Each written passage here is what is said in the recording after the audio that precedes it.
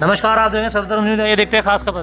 बात करें जिला सहारनपुर की, जहां पर चोरों को लेकर डोर कैमरे की अफवाह फैलाई जा रही है, जिसमें सहारनपुर पुलिस प्रशासन द्वारा जन जागरूकता अभियान लाउड स्पीकर के माध्यम से किया जा रहा है।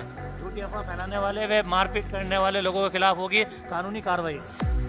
सहारनपुर वरिष्ठ पुलिस अधीक्षक ने कोर्ट वॉरियर और पैरोकार इंस्पेक्टर की मीटिंग को लेते हुए मीडिया को दी जानकारी।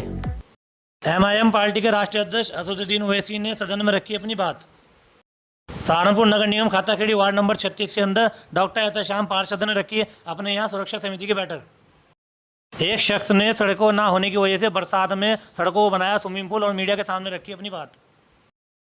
बरसात में तेज रफ्तार हाईवे पर हो रहे हादसे का एक वीडियो सोशल मीडिया पर हुआ वायरल। SP ट्रैफिक ने दी मीडिया को जानकारी। और खबरें अभी बाकी है, क्योंकि यहाँ खबरों का सिलसिला कभी नहीं रुकता। आइए देखते हैं पूरी खबर।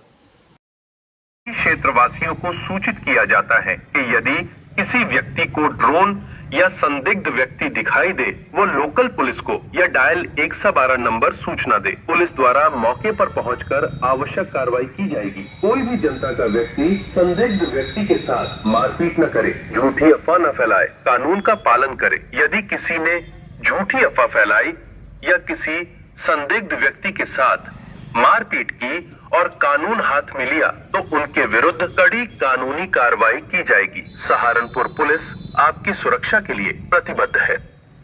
सभी क्षेत्रवासियों को सूचित किया जाता है कि यदि किसी व्यक्ति को ड्रोन या संदिग्ध व्यक्ति दिखाई दे, वो लोकल पुलिस को या डायल 112 नंबर सूचना दे। पुलिस द्वारा मौके पर पहुंचकर आवश्यक कार्रवाई की जाएगी। कोई भी जनता का व्यक्ति संदिग्ध व्यक्ति के साथ मारपीट न करे, झूठी अफवाह न फैलाए, कानून का पालन करे। यदि किसी ने झूठी अफवाह फैलाई या किसी संदिग्ध व्यक्ति के साथ मारपीट की और कानून हाथ में लिया तो उनके विरुद्ध कड़ी कानूनी कार्रवाई की जाएगी। सहारनपुर पुलिस आपकी सुरक्षा के लिए प्रतिबद्ध है। पैरोकार और कोर्ट मॉनिटर की मीटिंग ली गई, इसमें कोर्ट मॉनिटरिंग सेल के इंस्पेक्टर भी मौजूद थे। इसमें हमारा जो फोकस था वो स्पेशली ये था कि थाने के अंदर में जो भी कागज कोर्ट से थाने जाते हैं या थाने से कोर्ट आते हैं, स्पेशली समन वारंट वगैरह, इनका 100% तामीला हो और उसका लेखा जोखा जो है वो कोर्ट मॉनिटरिंग सेल द्वारा रखा जाए, जिससे कि किसी भी प्रकार का जो है वो समन या वारंट जो है समय पर तामील किया जा सके और गवाह कोर्ट में आ सके। इसमें स्पेशली बीट सिस्टम के साथ में इसको संयोजित किया गया है कि कोई भी समन वारंट को अब बीट सिस्टम के आधार पर जो बीट कांस्टेबल है और उसका संबंधित हल्का इंचार्ज है उसी को दिया जाएगा और उसको जिम्मेदार भी बनाया जाएगा कि वो जो गवाह है वो समय पर कोर्ट में आए। तो इस तरीके से ये कार्रवाई की गई और कोर्ट मॉनिटर्स से खासतौर से जो है वो बात की गई। उसमें ये इंश्योर करने के लिए कहा गया है कि जो लोग गवाही देने आ रहे हैं और उनकी यदि गवाही नहीं हो पाती है तो उसको ज़रूर वो उसका लेखा जोखा रखें और कोर्ट के साथ में समन्वय स्थापित करें।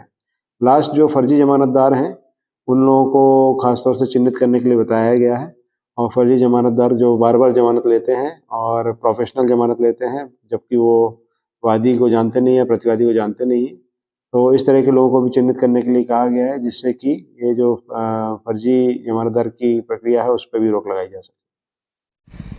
आज सुबह प्रातः 8 बजे श्री दीपक गोयल अपनी गाड़ी UP 14 EV 5539 से गाजियाबाद से साकुम्बी दर्शन करने जा रहे थे कि जसमोड़ से आगे उनकी गाड़ी एक व्यक्ति से टकराई और इस व्यक्ति से टकराने बाद गाड़ी पेड़ से टकरा गई, जिसमें दीपक गोयल सहित उनके चारों परिजन घायल हो गए और उस व्यक्ति की मृत्यु हुई। मृतक का पंचनामा भरकर वास्ते पोस्टमार्टम मोटी सहारनपुर को रवाना किया गया। सभी घायलों को CHC बेड में भर्ती कराकर इलाज के लिए जिला चिकित्सालय सहारनपुर रवाना किया गया है।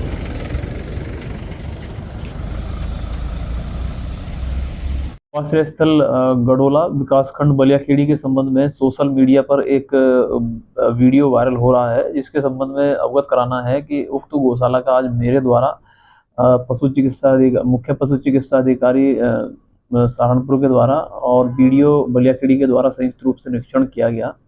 वहां पर कुल 140 गोवंश संरक्षित हैं, जिनमें से 4 गोवंश बीमार हैं जिनका पशु चिकित्सक के द्वारा उपचार किया जा रहा है। वहां पर भूसे के पर्याप्त भंडार हैं, लगभग 1200 कुंटल के आसपास भूसा वहां पर संरक्षित है और पास ही में लगभग 20 बीघे ग्राम समाज की भूमि पर नेपियर ग्रास वहां पर उगाई गई है, जिसे दिन प्रतिदिन केयर टेकर के माध्यम से गोवंशों को खिलाया जाता है। वहां पर भूसे के और हरे चारे के पर्याप्त स्टॉक हैं। डॉक्टर्स के द्वारा सभी गोवंश की पर्याप्त रूप से देखभाल की जा रही है। सभी जो व्यवस्थाएं हैं वो समुचित हैं।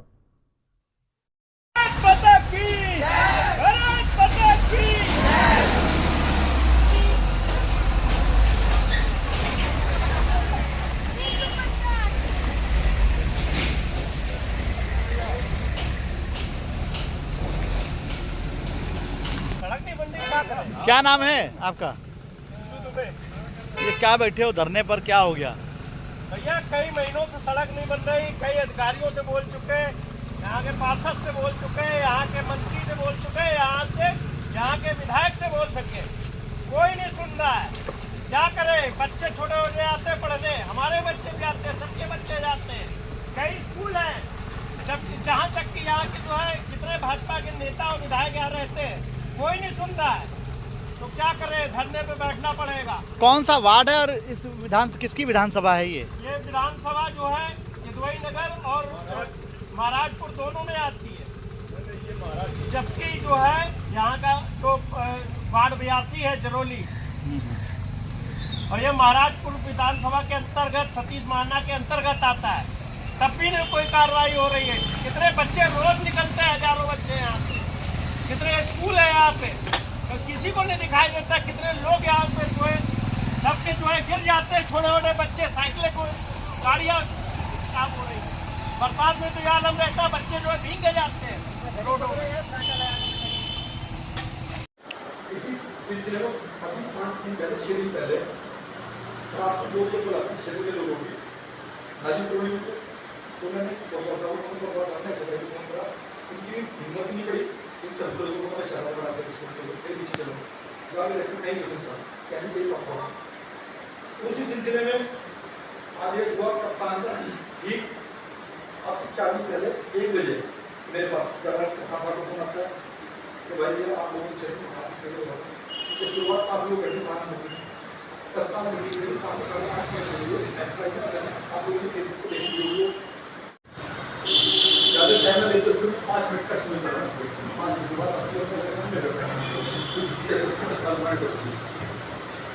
तो ये जो समिति बनती है महल्ले की, मतलब सहारनपुर में तो पार्षद सभासद होते हैं, गाँवों के अंदर क्या होता है, प्रधान होते हैं, और इधर अंदर टेकिंग एक समिति काम करती है। जैसे कि आपको बता दूं कि अभी प्रभावशाली की गई, वैसे तो हर होती है, इसका काम जो होता है समिति का अपने क्षेत्र के अंदर, अपने गाँव के अंदर, अपने वार्ड के अंदर कोई भी ऐसी घटना हो, ये जो आपको निपट के ये आपके एक तरीके से निगम के अंदर भी, और अगर आपके अंदर शरीर कोई कार्य होता है तो इसलिए समिति आपको देती है क्या अपने क्षेत्र की निगरानी करने का काम है। सबसे पहले तो मैं आपको जो बताने दीजिएगा समिति नाम दिया था, इसके लिए क्या है, मैं भी आपको जानकारी दूँ। हमारे क्षेत्र के अंदर एक जो चल रही है, खासतौर पर कुछ ये नहीं है कि ड्रोन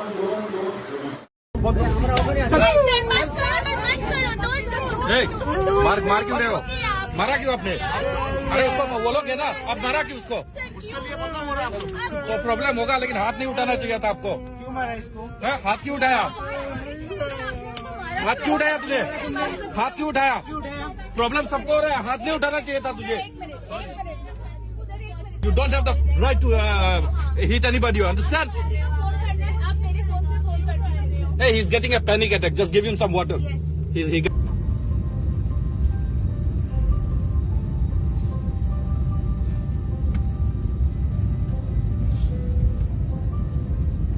ये मुझसे पूछा जा रहा है कि 500 साल पहले तुम्हारी मस्जिद थी नहीं थी, ख्वाजा अजमेरी की दरगाह कह रहे नहीं है। अरे सर, अगर मैं इस पार्लियामेंट में खोद दूं, इसमें गड़ा कर दूं, तो खाने जहां का हिस्सा मिलेगा तो मेरी हो जाएगी। ये तब्दील मजहब नहीं कर सकता, सरकार से पूछना पड़ेगा मुझे अपना मजहब बदलने के लिए। अम्बेडकर आज जिंदा होते तो बाबा साहब को भी कहते कि आप जाकर परमिशन लो तो मजहब बदलना पड़ेगा आपको। वजीर आजम कहते कि वक्फ का ताल्लुक संविधान से नहीं है। अरे कौन पढ़ा रहा है वजीर आजम को? आर्टिकल 26 पढ़ा लीजिए। मकसद क्या है कि वक्फ की जायदादों को अक्सरियती तबके के लिए छीन कर दे दिया जाए। लैंग्वेज का, जबान का तहफ़्फ़ुज़ है, उर्दू को खत्म कर दिया गया। वो उर्दू जिसके हमारे मुजाहिदीन आजादी ने नारा दिया था, इनकलाब जिंदाबाद का, उस जबान को आप खत्म कर रहे हैं। आप कल्चर की बात इनसे पूछ लीजिए, वो बोलेंगे नहीं, हमारा जो कल्चरल नेशनलिज्म है वो कल्चरल नेशनलिज्म नहीं है बीजेपी का, वो कल्चरल नेशनलिज्म आला ज़ात का, हिंदुत्व का नेशनलिज्म है, जो भारत के इंडियन नेशनलिज्म से बिल्कुल मुख्तलिफ है।